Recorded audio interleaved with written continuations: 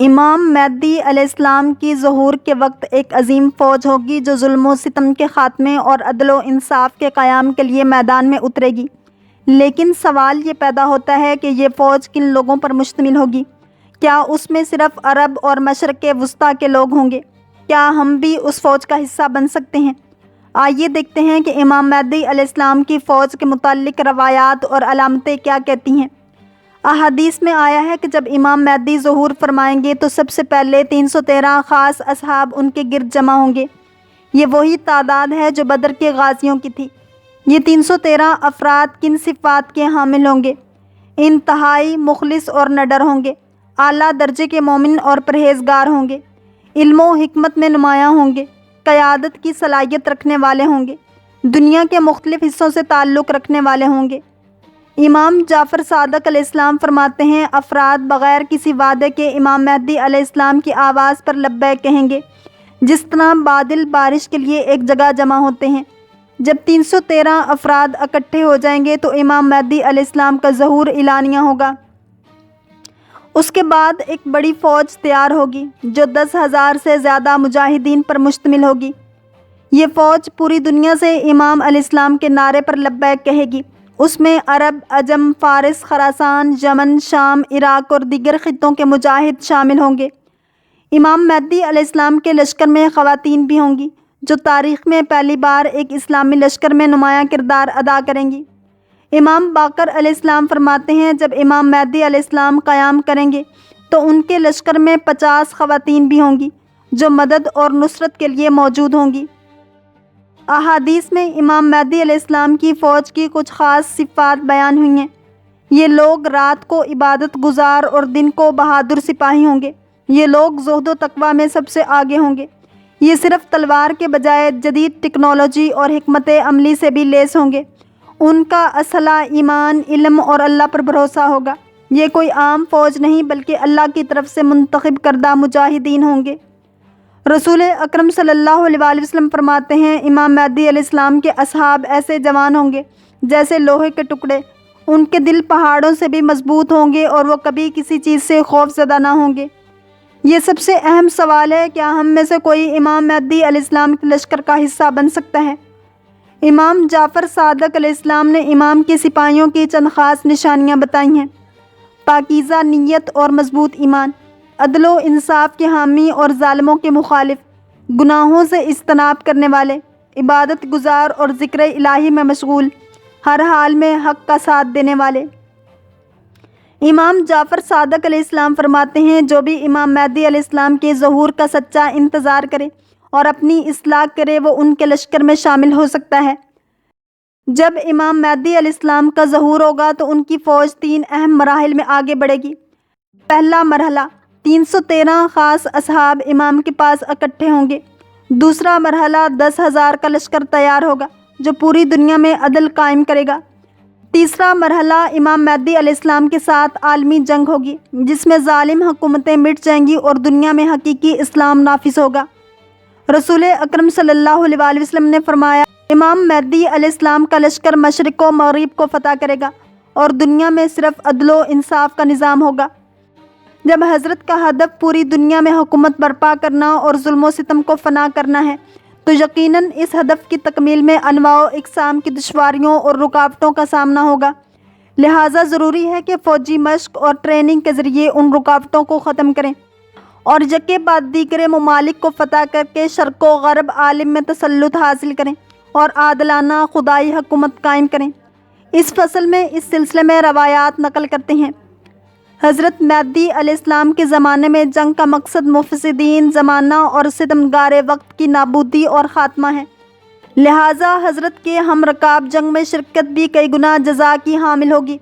اس طرح سے ہے کہ اگر کوئی سپاہی کسی ایک دشمن کو نابود کرے تو 20 یا 25 شہیدوں کا اجر پائے گا، اور اگر خود شہید ہو جائے تو اس کی جزا 2 شہیدوں کے برابر ہوگی۔ اسی طرح جان بازوں، زخمی افراد معنوی مقام کے علاوہ حکومت مہدی میں خصوصی امتیاز کے حامل ہوں گے، نیز شہداء کے گھرانے خصوصی امتیاز اور اہمیت کے حامل ہوں گے۔ اس روایت میں دشمنوں کی نابودی ایک شہید کے اجر سے زیادہ اہمیت رکھتی ہے، اس لیے کہ دشمن کو قتل کرنا خدا کی خوشنودی، لوگوں کے سکون و آرام اور اسلام کی عزت و شوکت کا باعث ہوگا۔ اگرچہ شہادت کے درجہ پر فائز ہونا شہید کو کمال تک پہنچاتا ہے، اس لحاظ سے سپاہیوں کو چاہیے کہ محاذ جنگ پر دشمنوں کی فکر میں رہیں، نہ کہ شہادت کی۔ امام محمد باقر علیہ السلام فرماتے ہیں، امام کے ہم رکاب شہید ہونا 2 شہیدوں کا اجر رکھتا ہے۔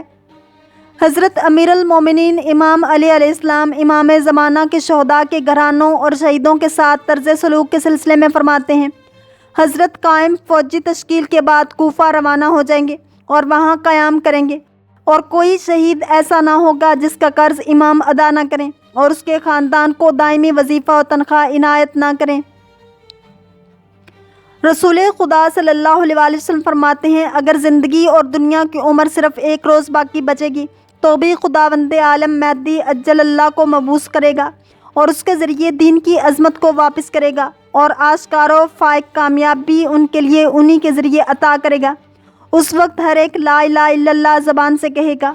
جابر بن عبداللہ انصاری کہتے ہیں کہ رسول خدا صلی اللہ علیہ وسلم نے فرمایا، ذوالقرنین خداوند عالم کے ایک شائستہ بندے تھے جنہیں خداوند عالم نے اپنے بندوں پر حجت قرار دیا، اور اس نے اپنی قوم کو یکتا پرستی کی دعوت دی اور تقوی و پرہیزگاری کا حکم دیا، لیکن انہوں نے اس کے سر پر ایک وار کیا تو وہ مدتوں پوشیدہ رہے، اور اتنا کہ انہوں نے خیال کر لیا کہ وہ اب مر چکے ہیں۔